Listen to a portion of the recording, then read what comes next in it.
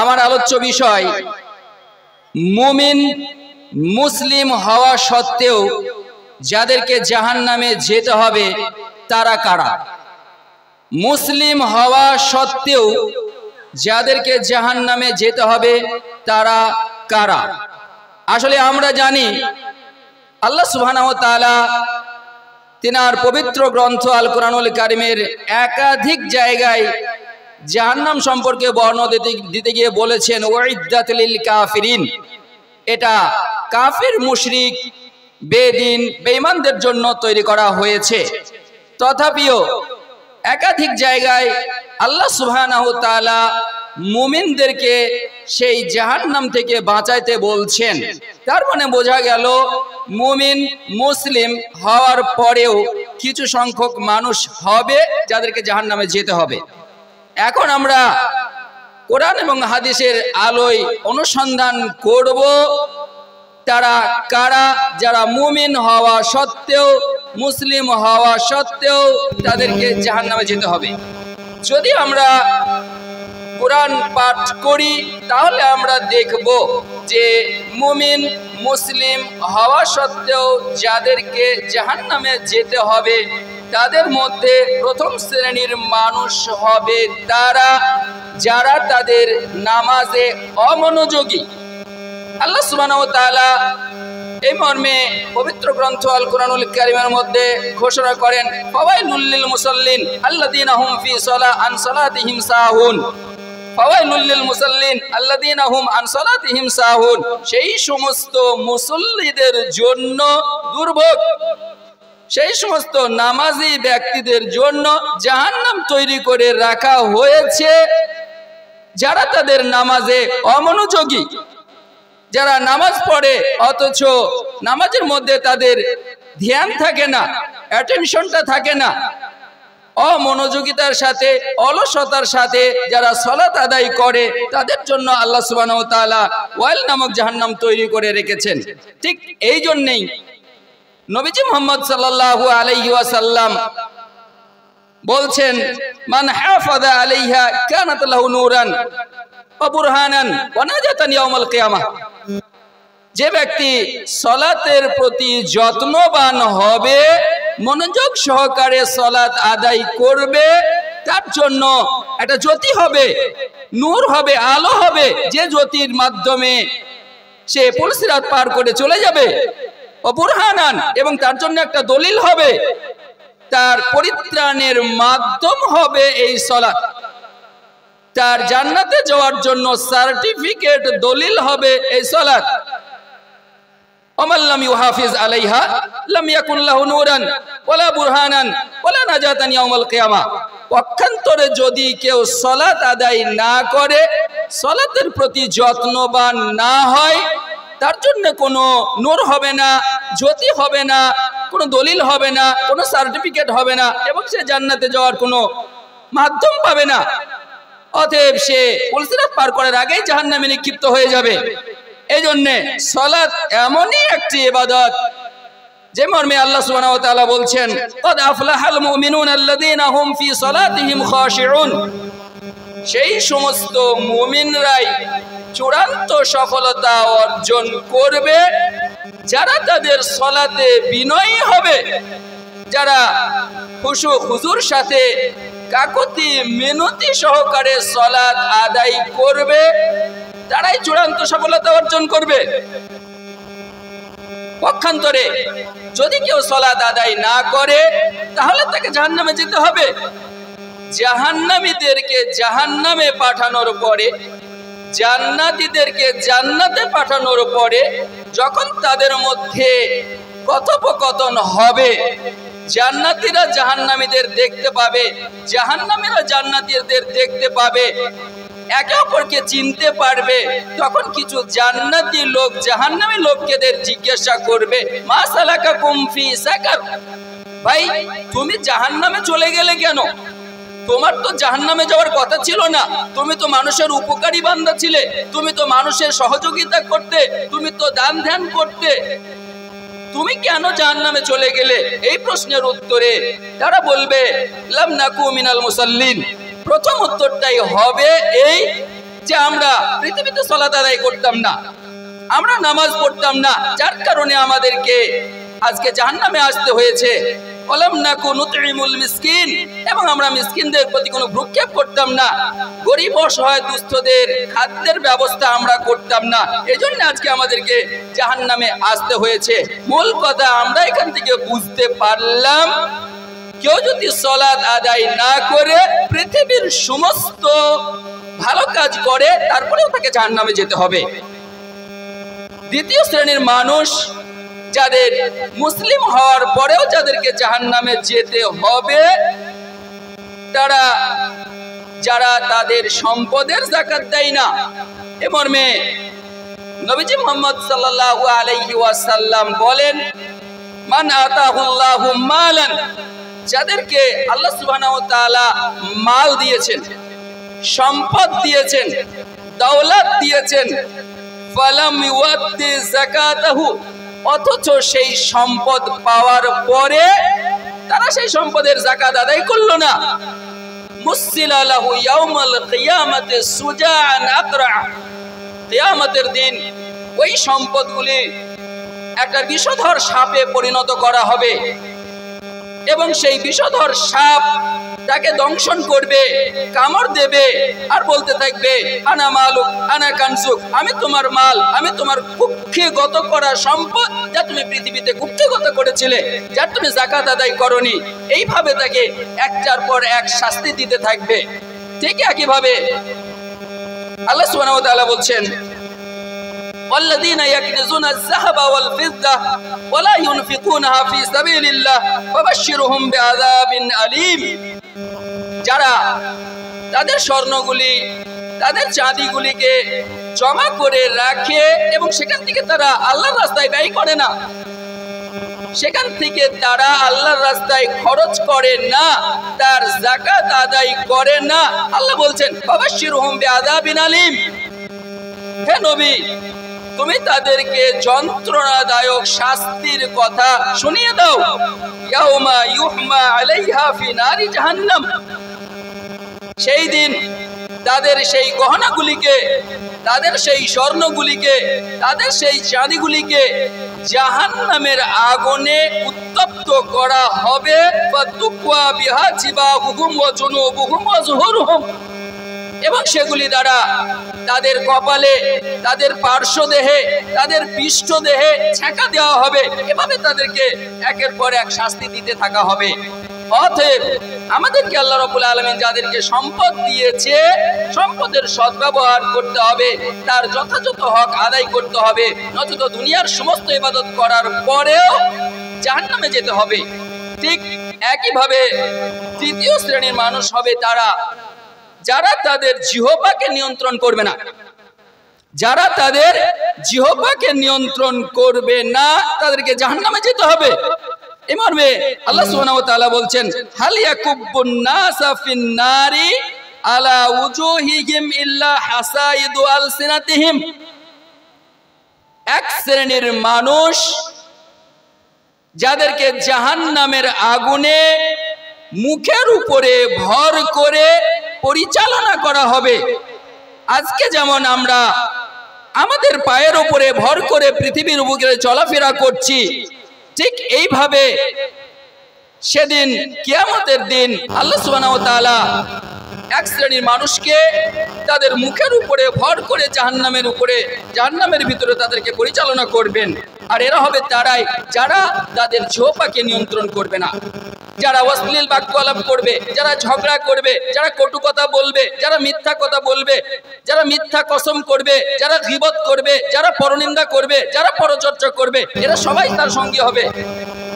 এদের ব্যাপারেই আল্লাহ রাসূল সাল্লাল্লাহু আলাইহি ওয়াসাল্লাম বলছেন, যখন নবীজিকে জিজ্ঞাসা করা হয়েছিল এই জাহান্নাম থেকে বাঁচার উপায় কি, তখন তিনি বললেন, আমসিক আলাইকা লিসানাক, যদি তুমি জাহান্নাম থেকে বাঁচতে চাও, তুমি তোমার জিহ্বাকে কন্ট্রোল করো, তুমি তোমার জিহ্বাকে কন্ট্রোল করো। কারণ আকসারু মা ইউদখিলুন নাসুন নারা আল ফামু ওয়াল ফারাজ, অধিকাংশ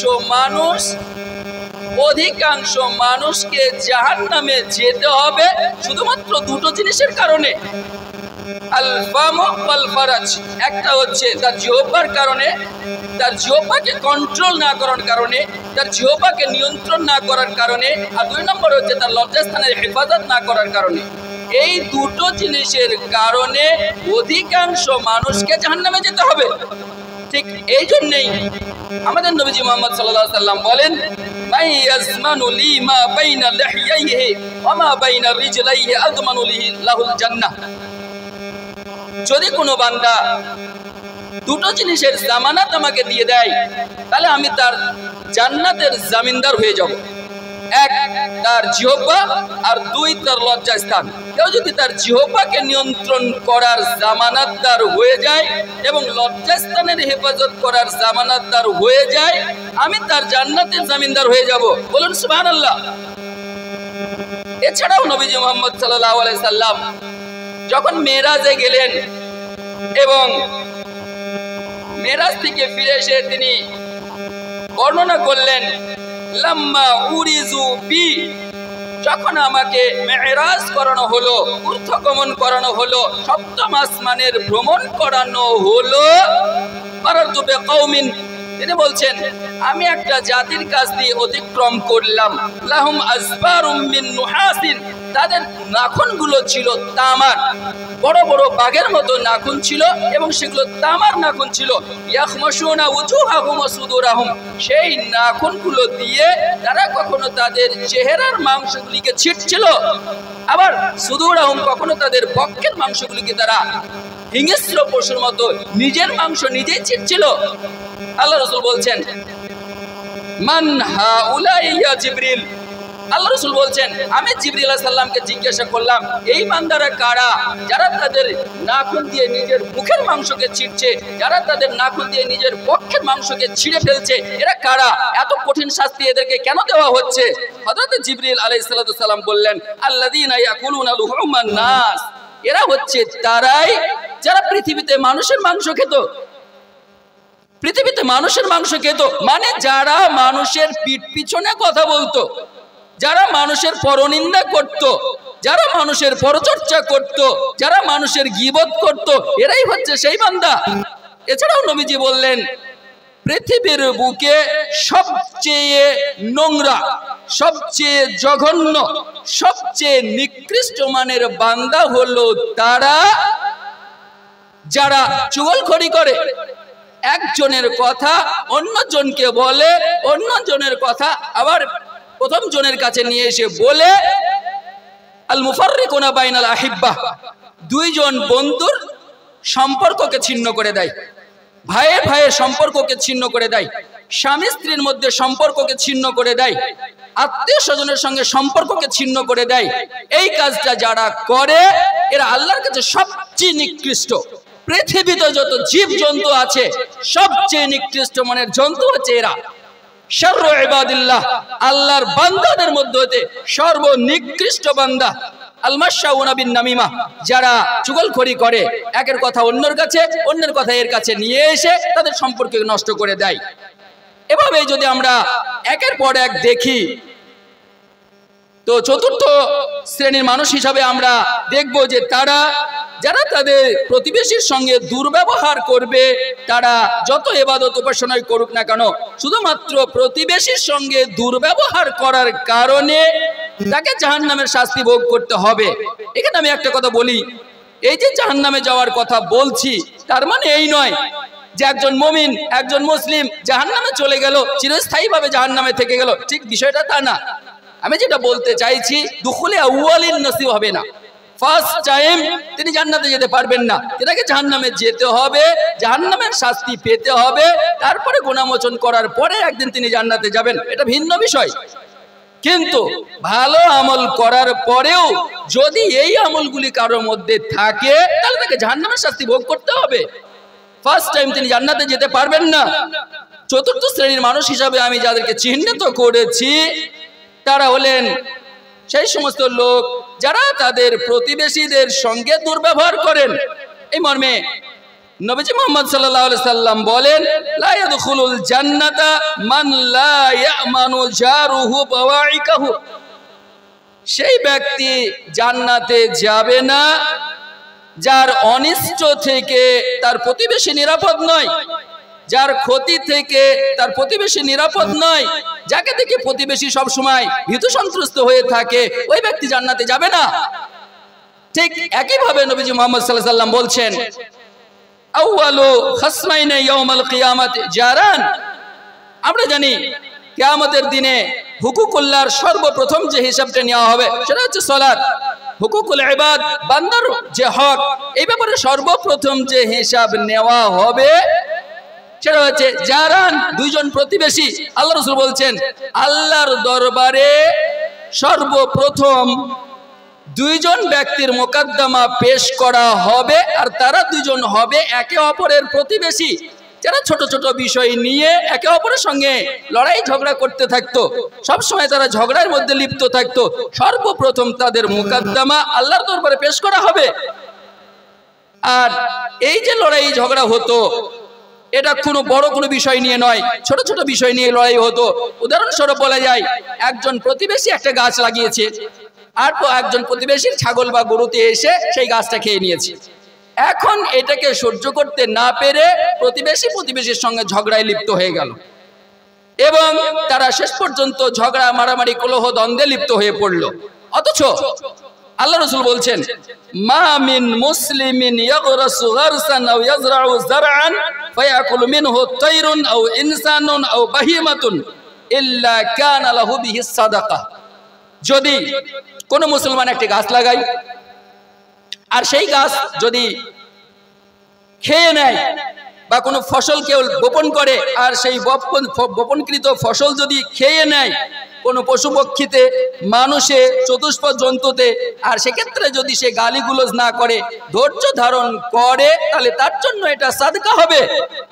মানে সেই গাছে যত ফল হতো, এই সমস্ত ফলগুলি আল্লাহর রাস্তায় দান করলে যা নেকি পাওয়া যেত, সেই নেকিটা তার খাতায় লিখে দেওয়া হবে, যদি তিনি ধৈর্য ধারণ করেন, গালিগুলোজ না করেন।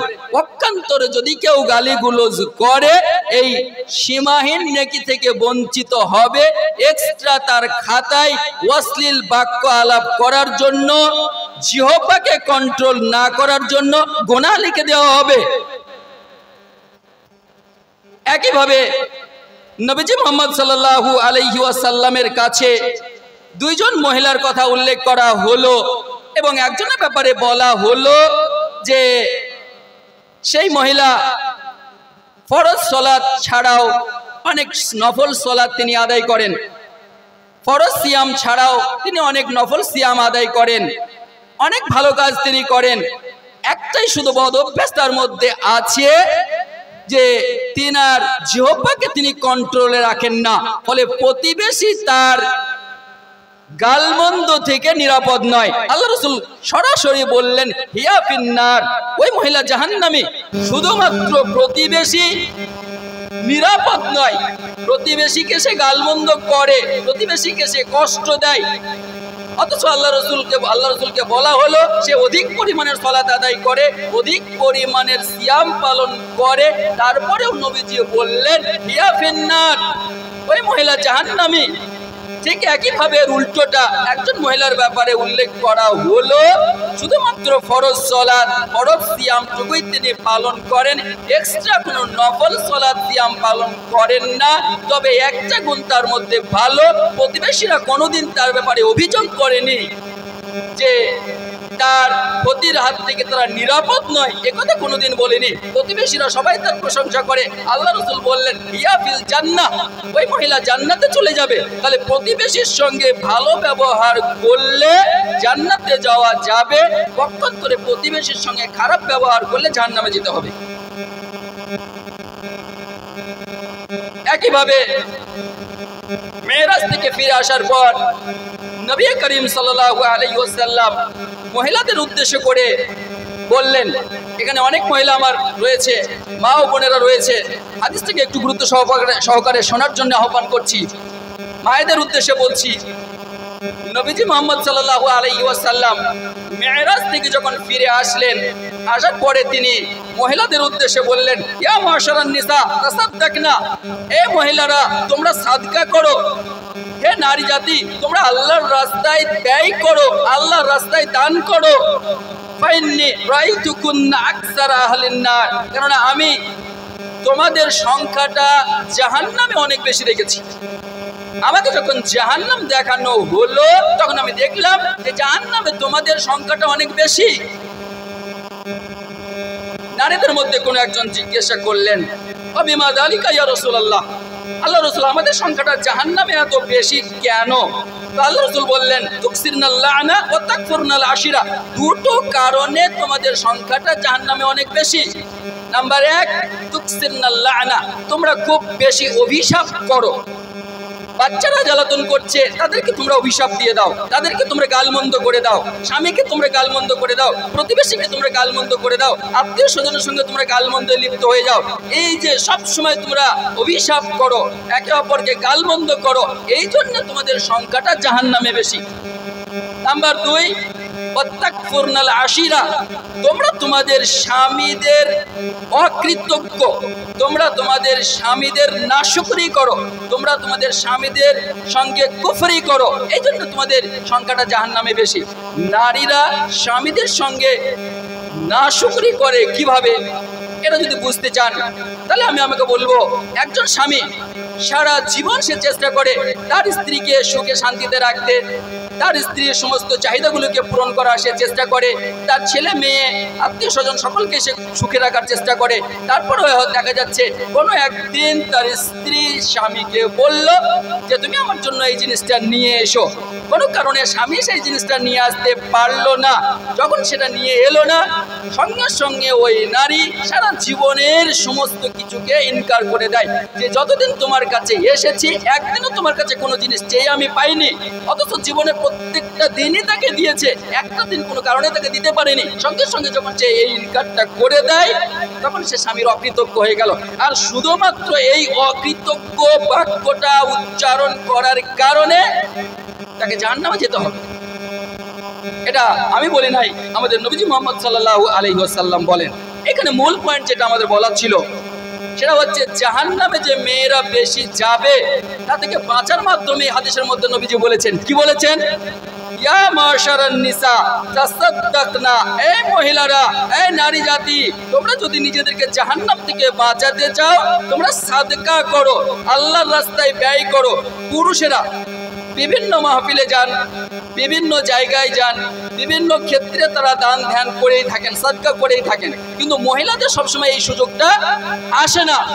তাই এতটা অঞ্চলের মহিলাদের জন্য আজকে খাদিজাতুল কুবরা গার্লস একাডেমি একটা সুবর্ণ সুযোগ এনে দিয়েছে। তাদেরকে জাহান্নাম থেকে নিজেদেরকে সেভ করার জন্য একটা সুবর্ণ সুযোগ তাদের হাতে তুলে দিয়েছে। আজকে তারা আল্লাহর রাস্তায় দান করে নিজেদেরকে জাহান্নাম থেকে সেভ করবে ইনশাআল্লাহ। প্রত্যেকটা মা এবং বোনের কাছে আমার আবেদন, প্রত্যেকটা মা এবং বোনের কাছে আমার আবদার যে আজকের দিনে, অন্তত পক্ষে আজকের দিনে কেউ খালি হাতে আপনারা ফিরবেন না। আপনি যেটা দেবেন এটা আপনারই মঙ্গলের জন্য। এটা মাদ্রাসার মঙ্গল হবে সেটা আলাদা কথা, কিন্তু আল্লাহ রসুলের হাদিসটা যদি আপনি ফলো করেন তো আল্লাহ রসুল বলছেন তাসাদদাকনা, তোমরা সাদকা করো এবং নিজেদেরকে জাহান্নাম থেকে বাঁচাও।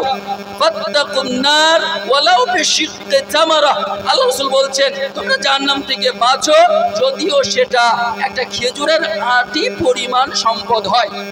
মানে সামান্য থেকে সামান্যতম সম্পদ হলেও সেটা আল্লাহর রাস্তায় দান করে তোমরা নিজেদেরকে জাহান্নাম থেকে বাঁচাও। তাহলে জাহান্নাম থেকে বাঁচার একটা বড় মাধ্যম হচ্ছে আল্লাহর রাস্তায় দান করা। আর আজকের দিনটা একটা সুবর্ণ দিন, আল্লাহর রাস্তায় দান করে নিজেকে জাহান্নাম থেকে বাঁচানোর জন্য একটা সুবর্ণ দিন। ইনশাআল্লাহ এই সুবর্ণ সুযোগ আমরা কেউই হাতছাড়া হতে দেব না।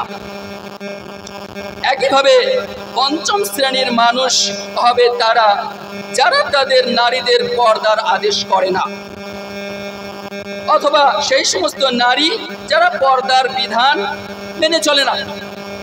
এরা জাহান্নামে যেতে হবে এদেরকে। আল্লাহ রাসূল সাল্লাল্লাহু আলাইহি ওয়াসাল্লাম বলছেন, নিসাউন কাসিয়াতুন আরিয়াতুন মাইলাতুন মুমিলাতুন লা ইয়াদখুলনাল জান্নাহ ওয়া লা ইয়াজিদনা রিহাহা। সেই সমস্ত মহিলা যারা পোশাক পরার পরেও উলঙ্গ দেখায় তারা জান্নাতে তো যাবে না, যাবেই না, এমনকি জান্নাতের সুগন্ধিটুকু পর্যন্ত পাবে না। সেই সমস্ত মহিলা যারা পোশাক পরার পরে উলঙ্গ, একজন মহিলা পোশাক পরার পরে উলঙ্গ হয় কি করে? আজ থেকে 1400 বছর পূর্বে নবীজি এই ভবিষ্যৎবাণী করে গেছেন, একটা সময় আসবে যখন মহিলারা পোশাক পরবে অথচ তারা উলঙ্গ, আর সেটা আজকে ম্যাচ করছে। পোশাক পরার পরে উলঙ্গ হয় কিভাবে যদি আপনি দেখতে চান, আপনি একটু শহর এলাকায় চলে যান, সেখানে দেখবেন মহিলারা এমন পাতলা পোশাক পরে যে পোশাকের ভিতর দিয়ে শরীরের 90% অঙ্গ দেখা যায়। এই মহিলাকে বলা হয়েছে যে পোশাক পরার পরে উলঙ্গ।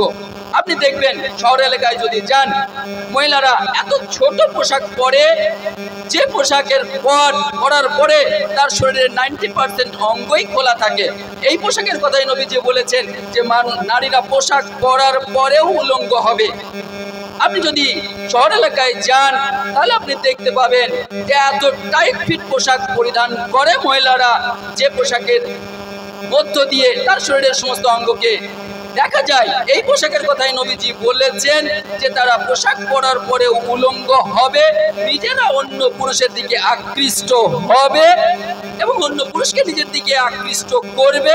লা ইয়াদখুলুনাল জান্নাহ ওয়া লা ইয়াজিদুনা রিহাহা, এরা তো জান্নাতে যাবেই না, এমনকি জান্নাতের সুগন্ধিটুকুও তারা পাবে না। এখন এই হাদিস এবং বেশ কিছু কোরআনের আয়াত আছে, যেমন একটি কোরআনের আয়াত আল্লাহ রাব্বুল আলামিন বলছেন ওয়াকারনা ফি বুয়ুতিকুন্না ওয়ালা তাবাররাজনা তাবাররুজাল জাহিলিয়াতিল উলা, হে মহিলারা তোমরা তোমাদের বাড়ির চতুর্সীমার মধ্যেই অবস্থান করো, তোমরা বর্বর যুগের মহিলাদের মতো বাড়ির বাইরে যেও না। এই আয়াত এবং এই ধরনের হাদিসগুলিকে নিয়ে আজকের যুগে অনেকে ইসলামের উপরে আঙুল তুলেছেন। ইসলাম নাকি তার অনুসারী মহিলাদেরকে বাড়ির বাইরে যেতে দেয় না, ইসলাম নাকি তার অনুসারী মহিলাদেরকে বাড়ির চতুর্সীমার মধ্যে আবদ্ধ করে রাখে, তাদের অধিকার থেকে তাদেরকে বঞ্চিত করে, তাদেরকে বাড়ির বাইরে যেতে দেয় না। এটা ভুল কথা, একটা ভুল অভিযোগ। ইসলাম মহিলাদেরকে প্রয়োজনে বাড়ির বাইরে যেতে বলেছে, এই আয়াতের মধ্যেই যেতে বলেছে। যে আয়াতটাকে নিয়ে আপনি অভিযোগ করছেন ওয়াকারনা ফি বুয়ুতিকুন্না, যেখানে আল্লাহ বললেন যে তোমরা বাড়ির চতুর্সীমার মধ্যে থাকো, অবস্থান করো, ঠিক তার আগে গিয়ে বলছেন ওয়ালা তাবাররাজনা তাবাররুজাল জাহিলিয়াতিল উলা, হ্যাঁ বাড়ির বাইরে যখন যাবে তখন বেপরদা যাবে না, উলঙ্গ হয়ে যাবে না, পর্দার সাথে যেতে হবে। ঠিক এই কথাটা আল্লাহ সুবহানাহু ওয়া তাআলা তিনার নবীকে উদ্দেশ্য করে বলছেন কুল্লিল মুমিনাতি ইয়াগুদুনা মিন আবসারিহিন্না ওয়া ইয়াহফাযনা ফুরুজাহুন্না ওয়া লা ইউবদিনা যিনাতাহুন্না ইল্লা মা যাহারা মিনহা ওয়া লিয়াযরিবনা বিখুমুরিহিন্না আলা জুবিহিন্না। হে নবী আপনি বলুন, মুমিনা নারীদের উদ্দেশ্যে আপনি বলুন, তারা যখন বাড়ির বাইরে যাবে, যখন তাদের বাড়ির বাইরে যাওয়ার প্রয়োজন হবে, তারা যেন তাদের চক্ষুদ্বয়কে নিম্নগামী করে চলে,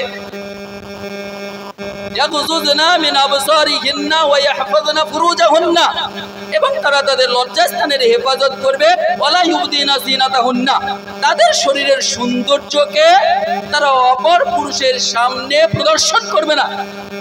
কোনো অপর পুরুষের দৃষ্টি যেন তাদের শরীরের সৌন্দর্যের উপরে না পড়ে, এটা তারা খেয়াল করবে। এবং তারা একটা বড় চাদর দ্বারা, বোরকা দ্বারা, হিজাব দ্বারা তাদের মাথা থেকে শরীরটাকে পুরোপুরিভাবে আবৃত করে বাড়ির বাইরে যাবে। ইসলাম মহিলাদেরকে বাড়ির বাইরে যেতে নিষেধ করেনি, ইসলাম বলেছে মহিলারা বাড়ির বাইরে যাবে পর্দা সহকারে।